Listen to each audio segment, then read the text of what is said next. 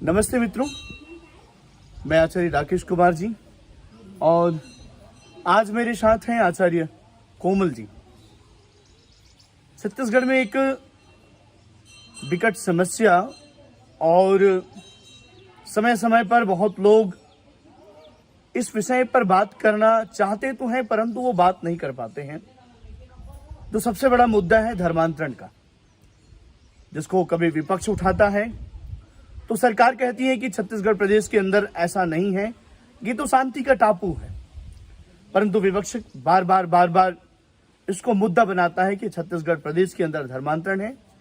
आइए हम इसकी सच्चाई, जो धरातल पर रह करके काम करते हैं, जो जानते हैं वास्तविक में ये धर्मांतरण हो क्या रहा है क्या, इसके विषय में आचार्य कोमल जी मैं निवेदन कर रहा हूं, थोड़ा आप उस विषय पर प्रकाश डालने की कृपा करेंगे आचार्य कोमल जी।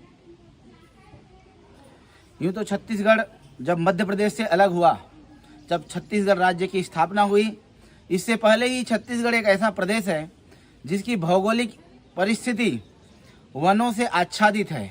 यहाँ पर जहाँ जंगल हैं, ठीक इसके साथ साथ ही यहाँ पर जो मैदानी क्षेत्र है, मैदानी क्षेत्र संपन्न तो है किंतु जो जंगल का क्षेत्र है ये संपन्नता से दूर, कोसों दूर विपन्नता की ओर है। मतलब एक प्रकार से गरीबी कहिए। हाँ जी, यहाँ पर गरीबी बहुत अधिक है जी। परिणाम ये हुआ कि जब इस देश में अंग्रेजों का शासन था जी, उस समय एक ईसाई नागपुर से चल करके जब छत्तीसगढ़ में पहुंचा, नाम तो मुझे अभी अचानक याद नहीं आ रहे हैं, मैं उसके बारे में भी कभी चर्चा फिर करेंगे हम। जरूर, बिल्कुल। तो वो व्यक्ति जब नागपुर से आया तो बैलगाड़ी में जब आता हुआ जब रायपुर पहुंचा और रायपुर से जब छत्तीसगढ़ के आप समझ लीजिए पूर्वांचल क्षेत्र, जो अभी जसपुर का क्षेत्र है, अंबिकापुर रायगढ़ का क्षेत्र, वहां तक पहुंचने में उसे 9 महीना लग गया। 9 महीना में वो व्यक्ति जसपुर का क्षेत्र में पहुंचा और एक बहुत बड़ा चर्च बनाया, जो आज एशिया महाद्वीप का सबसे बड़ा चर्च है। कुनकुरी का चर्च, बिल्कुल, कुनकुरी का चर्च, याद रखिएगा, कुनकुरी का चर्च। जी। तो हम समझ सकते हैं कि कुनकुरी जो क्षेत्र है, जो जसपुर और अंबिकापुर का जो क्षेत्र है, ये वनों से आच्छादित है। ठीक इसके विपरीत जो आंध्र प्रदेश का सीमा है, जिसमें हम बस्तर, उत्तर बस्तर, दक्षिण बस्तर को कह सकते हैं, ये भी पूरा वनांचलों से परिपूर्ण क्षेत्र है। और ठीक इसके विपरीत यदि हम नागपुर के क्षेत्र पर जाएं तो नागपुर का क्षेत्र भी जो राजनांदगांव जिला से लगा हुआ है, वो भी वनों से आच्छादित क्षेत्र है। यदि ठीक इसके विपरीत हम मंडला की ओर जाएं, बालाघाट की ओर, वो क्षेत्र भी वनों से आच्छादित क्षेत्र है। तो हम ये कह सकते हैं कि पूरा जो छत्तीसगढ़ का आप उसका कवर क्षेत्र मान लीजिए, चारों तरफ ये वनों से आच्छादित है। और वनों से आच्छादित होने के कारण यहाँ पर यातायात की सुगम व्यवस्था नहीं है, साधन की संपन्नता नहीं है, जिसके कारण यहाँ के लोग गरीब हैं। गरीब होने से शिक्षा भी इससे कोसों दूर है, यहाँ पर शिक्षा नहीं है। इसलिए यहाँ पर हम कह सकते हैं कि ईसाइयों का प्रभाव निरंतर धीरे धीरे बढ़ता चला जा रहा है। अच्छा, नहीं, इसमें आचार्य जी आपने कहा कि गरीबी है, ठीक है, अशिक्षा है, वो भी ठीक बात है और स्वाभाविक है, गरीबी और अशिक्षा होती है तो व्यक्ति जो उनके साथ आता है, जो उनकी सहायता करता है, चाहे वो किसी भी मत पंथ संप्रदाय का हो, वो उस ओर बढ़ता चला जाता है।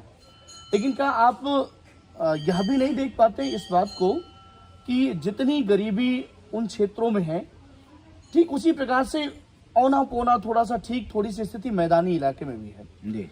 आज हमको ये सुनने को मिलता है कि जसपुर हो, चाहे वो मंडला का क्षेत्र हो, चाहे वो बस्तर का इलाका हो, चाहे आंध्र प्रदेश का वो गरियाबंद का क्षेत्र हो, हर एक क्षेत्र में हम धर्मांतरण देखते हैं। लेकिन आज बहुतायत मात्रा में एक और हमें मैदानी इलाके की क्षेत्र में भी ये धर्मांतरण हो रहे हैं। क्या आपके संज्ञान में ये है? तो थोड़ा बताने का कष्ट करेंगे। पहले तो मैं आपको ये बताना चाहूंगा कि जो हमारा जो बस्तर का क्षेत्र है, कुछ दिनों पहले आप पेपर में भी देखे होंगे, वहाँ का एसपी बकायदा आदेश जारी करता है कि इस क्षेत्र में धर्मांतरण जोरों पर है और आने वाले समय में वहाँ पर एक गृह युद्ध अथवा एक पारिवारिक युद्ध की तरह माहौल बन सकता है। मतलब गांव के गांव या सनातनी और ईसाई इस प्रकार से दोनों में युद्ध। हाँ, तो ये दंतेवाड़ा का जो क्षेत्र है, आप उसके बारे में दंतेवाड़ा, जी, उस क्षेत्र की ये घटना रही है। तो आप मैदानी क्षेत्र और वनांचल क्षेत्र दोनों में अंतर ये कह सकते हैं कि वनांचल क्षेत्र में बहुतायत मात्रा में धर्मांतरण है और मैदानी क्षेत्र में अब बढ़ रहे हैं। क्योंकि जैसे आप सुने होंगे कोई एक व्यक्ति अपना व्यापार शुरू करता है तो सामने वाले जैसे एक सामान्य व्यापार की प्रक्रिया एक RCM आप जानते होंगे, उसमें एक के साथ जुड़ करके व्यापार किया जाता है। ठीक इसी तरह से आज ईसाइयों का एक समूह बन गया, जो यदि आप सामने वाला को ईसाई बनाते हैं तो आपको 1000 मिलेगा, यदि आप जिसको बनाए वो सामने वाला को बनाता है तो उसका आपको बोनस पॉइंट मिलेगा, यदि वो बनाता है। इस तरह बोनस का पॉइंट होने के कारण मैदानी क्षेत्रों में भी ईसाईकरण बढ़ रहा है। अच्छा, ये दोनों बातें तो चलिए आपके माध्यम से बिल्कुल सत्य से अक्षरशः सत्य है कि मैदानी और जंगल इलाके दोनों ही इलाकों पर ईसाईयत बहुत तेजी से बढ़ रहा है।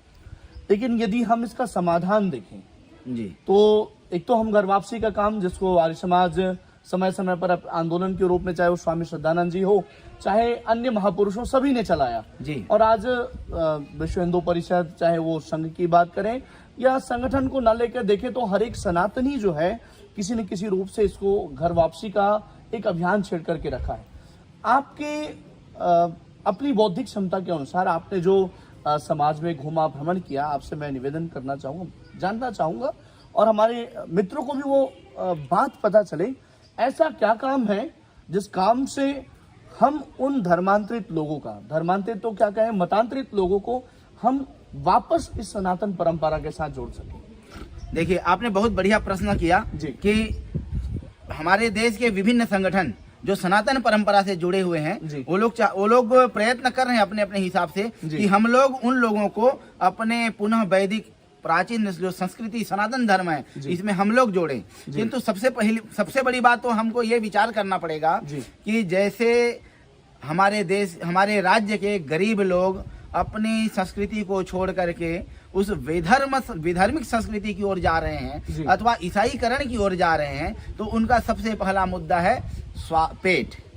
यदि पेट पूरा नहीं है, तो यदि पेट में अन्न नहीं है तो उसको धर्म नहीं सुहाता, आपको भी पता है। बिल्कुल। तो पेट भरने के लिए हमको पहले प्रयत्न करना पड़ेगा कि हम उनको उचित रोजगार दें, उनके लिए रोजगार के अवसर तलाशें। उनको फ्री में अन्न मत दीजिए, वो फ्री के नहीं है, वो भूखे नहीं है, फ्री के मिले हम भिखारी बन जाएं ऐसा नहीं चाहते। वो चाहते हैं कि हमें रोजगार मिले। रोजगार के लिए आप उनके उन क्षेत्रों में व्यवसायिक केंद्र खोल दीजिए, सामान्य व्यवसायिक केंद्र खोल दीजिए। जहाँ बांस की बहुत आयात है वहाँ बांस के लिए व्यवस्था कर दीजिए, या उन लोगों को शहरी क्षेत्रों में ऐसे व्यवस्था दीजिए जिसे वो व्यवसाय करके अपने गांव को, अपने परिवार को, अपने घर को संपन्न करें। अब रही बात दूसरी शिक्षा की बात, आपको पता होगा जहाँ जहाँ धर्मांतरण होता है वहाँ सबसे पहले चर्च बनता है, उसके बाद वहाँ पर एक स्कूल बनता है, फिर हॉस्पिटल बनता है। शिक्षा, स्वास्थ्य और सेवा, उन्होंने तीनों को चयन किया। और जब हमारे बीच में हम बात करते हैं, आपस में सनातनी लोग इकट्ठे होकर के बात करते हैं, तो सीधा सीधा प्रश्न करते हैं कि विदेशों से पैसा आता है इसलिए वो लोग ये सब कर रहे हैं। ये बात सरासर गलत है। मैं इसको मानता नहीं, इसलिए नहीं मानता क्योंकि मैं धरातल में जीता हूँ और मैं भी एक सामान्य गाँव में मेरा एक गुरुकुल है और उस गुरुकुल के माध्यम से हम लोग गाँव में जाते हैं। तो मुझे एहसास होता है कि शिक्षा, स्वास्थ्य और सेवा तीनों को हमें भी अपनाना चाहिए। हमारे देश में भी पैसे की कमी नहीं, हमारे सनातन बंधुओं के पास भी पैसे की कमी नहीं है। ठीक बोल रहे हैं। जैसे छोटे छोटे शहर हैं, इसका सबसे अच्छा उदाहरण ये होगा कि छोटे छोटे शहर हैं, वहाँ पर 10-15 परिवार ऐसे हैं जो लखपति हैं, करोड़पति हैं। वो सब मिल करके यदि एक स्कूल खोल दें और उस स्कूल में वो भी व्यावसायिक रूप से करें, बढ़िया CBSE पैटर्न का या छत्तीसगढ़ राज्य का या केंद्र का जो भी पाठ्यक्रम है, उन पाठ्यक्रमों को चलाएं। जो व्यक्ति थॉमस सेंट जेवियर स्कूलों में जाता है, डॉन बॉस्को में जाता है, वहां न जाकर के आपके पास आएगा। इसके लिए हमें प्रयत्न करना है 100 आदमी, 20 आदमी, 50 आदमी का ग्रुप बना करके हम एक बढ़िया स्कूल चलाएं और अपनी संस्कृति के बारे में बताएं, हम राम के बारे में बताएं, मर्यादा पुरुषोत्तम राम के बारे में बताएं या भगवान श्री कृष्ण के बारे में बताएं। अपने सनातन जितने भी ऋषि महर्षि संत परंपराएं उनके बारे में बताएंगे तो अवश्य ही वो लोग ईसाईकरण से विमुख होकर के पुनः अपनी सनातन धर्म और सनातन संस्कृति के बारे में सोचेंगे और उसकी रक्षा कर पाएंगे। धन्यवाद आचार्य कोमल जी। आप अभी सुन रहे थे मित्रों एक सार्थक चर्चा में आचार्य जी को।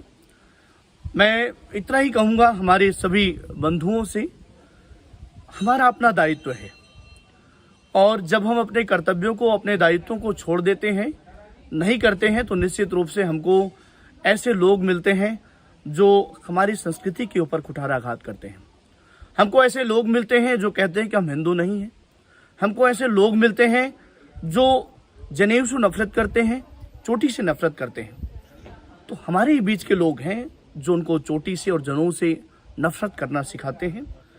आप उनको पहचानिए और ऐसे लोगों को किसी भी प्रकार से समाज में बढ़ने मत दीजिए। जब जब ये बढ़ेंगे तब तब सनातन परंपराओं को ये सब कुठाराघात पहुंचाते जाएंगे और छोटे ही नहीं बहुतायत मात्रा में पहुंचाते जाएंगे। दूसरी बात जो आचार्य जी ने अभी आप सबके बीच में कहा, निश्चित रूप से गरीबी और अशिक्षा और पेट का भूख किसी भी कार्यों को करने के लिए व्यक्ति को विवश कर देता है।